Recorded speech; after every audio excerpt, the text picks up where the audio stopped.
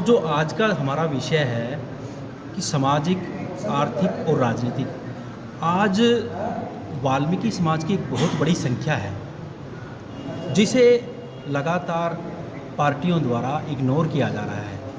हम चाहे बीजेपी की बात करें, हरियाणा में केवल 2 सीटें रिजर्व है 10 सीटों में से, एक सिरसा और एक अम्बाड़ा।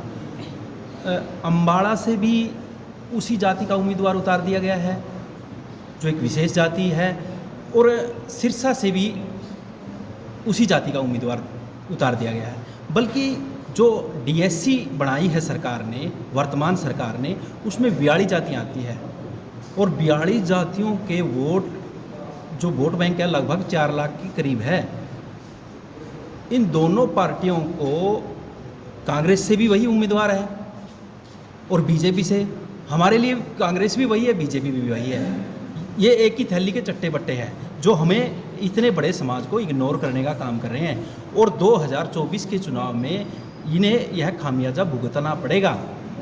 जो डीएससी समाज है, आज उसके युवा के अंदर रोष है, बुजुर्ग के अंदर रोष है, मातृशक्ति के अंदर रोष है, ये रोष महसूस कर रहे हैं। और अपनी जो इतनी बड़ी संख्या होते हुए भी, इतना बड़ा वोट बैंक होते हुए भी, जो पार्टियां इसके साथ एक भेदभाव कर रही है, उस भेदभाव का खामियाजा इन पार्टियों को भुगतना पड़ेगा। क्या टोहाना से अलावा भी अन्य संगठनों के द्वारा आपकी बातें हो रही हैं? जी, चाहे वो टोहाना के जो सिरसा लोकसभा में 9 हलके आते हैं, 9 के 9 हलकों में पूरी आज हमारी एक छोटी सी परिवार की मीटिंग थी। बड़ी मीटिंगें भी होगी और डोर टू डोर अभियान भी होंगे। और केवल टोहाना की बात नहीं, बल्कि दोनों ही अम्बाड़ा और सिरसा में विरोध होगा, खुल के विरोध होगा। जो हमारे अधिकारों से हमें वंचित कर रहे हैं, जो हमारे अधिकारों पर कुठाराघात कर रहे हैं, उसका खामियाजा पार्टियों को भुगतना पड़ेगा। आज जो समाज के लोग इकट्ठे हुए हैं, वो वाल्मीकि समाज की जो अनदेखी की गई है, लोकसभा की सीटें के वितरण के अंदर जो राष्ट्रीय पार्टी है, इस चीज़ का मंथन लगातार हम समाज के अंदर कर रहे हैं। क्योंकि डीएससी समाज जो हम देखें, लोकसभा सरसा के अंदर 60% वोट लगभग 2,75,000 के करीब वोट, 3,84,000 में से, मतलब काफ़ी बड़ा जो वर्ग है वाल्मीकि समाज, जिसके अंदर 2 लोकसभाएँ हरियाणा के अंदर आती है। दोनों लोकसभा के अंदर से राष्ट्रीय पार्टियां अनदेखी कर रही है। तो इन पार्टियों को सबक सिखाने के लिए हम समाज को जागृत कर रहे हैं, ताकि अपने हक अधिकारों के लिए समाज संगठित हो, और अपने हक अधिकारों को प्राप्त करने के लिए हम छोटी छोटी नुक्कड़ सभाएँ करके, ऐसी सभाएँ करके समाज को जागृत कर रहे हैं कि हम अपना हक अधिकार लेकर रहेंगे, चाहे जो भी पार्टी आएगी समाज के अंदर, हम उनका बहिष्कार करेंगे। क्या जो शुरुआत की गई है टोहाना से की गई है, या कहीं और भी ऐसी मांग की जा रही है? ये लगातार हम शुरुआत टोहाना से की है, लेकिन इसकी कॉल हम हरियाणा भर में कर रहे हैं। तकरीबन जितने भी संगठन हमारे पास हैं, वो राष्ट्रीय स्तर के संगठन हैं। भारतीय वाल्मीकि धर्म समाज है, या कमलेश्वर वाल्मीकि एजुकेशन ट्रस्ट है, या अम्बेडकर के नाम से राष्ट्रीय स्तर के संगठन हैं। उन संगठन के पदाधिकारी हमारे साथ बैठे हैं, चाहे वो पानीपत से हमारे साथ विनोद चंदेला जी हैं, कृष्ण जी जो हैं बेलर खां से हैं, जाखल से मास्टर ब्रिजपाल एडवोकेट जी हैं, और हमारे भारतीय वाल्मीकि धर्म समाज के राष्ट्रीय सर्वोच्च निदेशक श्याम अकराश जी भी हमारे बीच में पहुँचे हैं।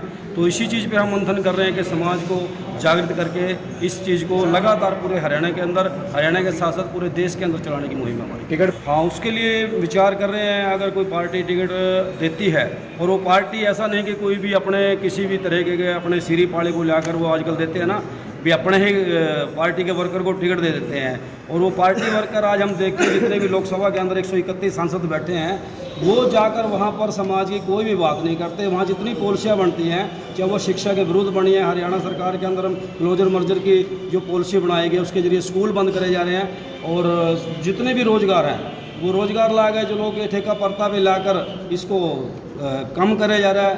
तो रोज़गार और स्वास्थ्य शिक्षा पर जो काम नहीं करी पार्टियां, उनका विरोध करेंगे। पार्टियां जो अगर संगठन के लोगों से मिलकर किसी को कैंडिडेट उतारते हैं, तो उसका समर्थन करें जाएगा।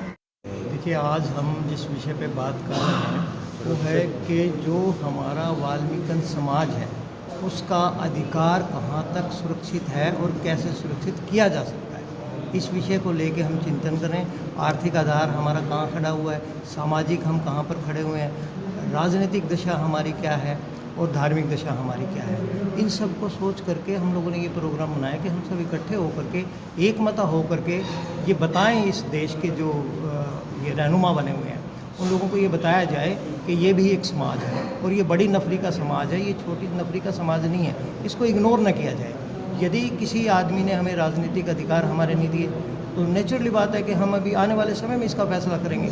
आज ही हम अपने पत्ते नहीं खोलने वाले इस विषय पे कि हमें क्या करने वाला है यदि हमें कोई राजनीतिक पार्टी टिकट नहीं देती है तो। लेकिन हम क्या करेंगे, ये एक विस्फोट होगा।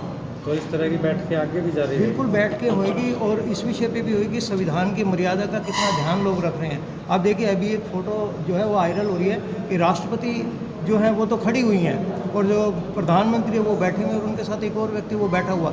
ये आज दलित समाज का स्टेटस बना दिया गया है। मतलब संविधान को कहाँ लेकर के जाएंगे। और दूसरा तरफ ये कहा जाए 400 सीटें हमारी आ गई तो हम लोग संविधान को बदलने की बात कर रहे हैं। मतलब आज की डेट में तो राष्ट्रपति खड़े हैं और कल क्या होगा यदि 400 सीटें आ गई तो।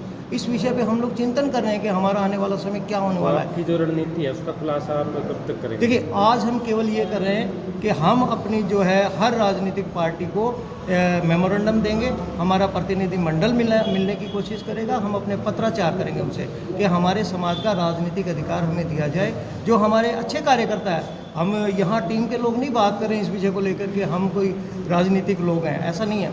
लेकिन जो लोग जिस पार्टी के अंदर कार्य कर रहे हैं उनका वजूद जितना है उनको उस तरीके से आगे लेके आया जाना चाहिए।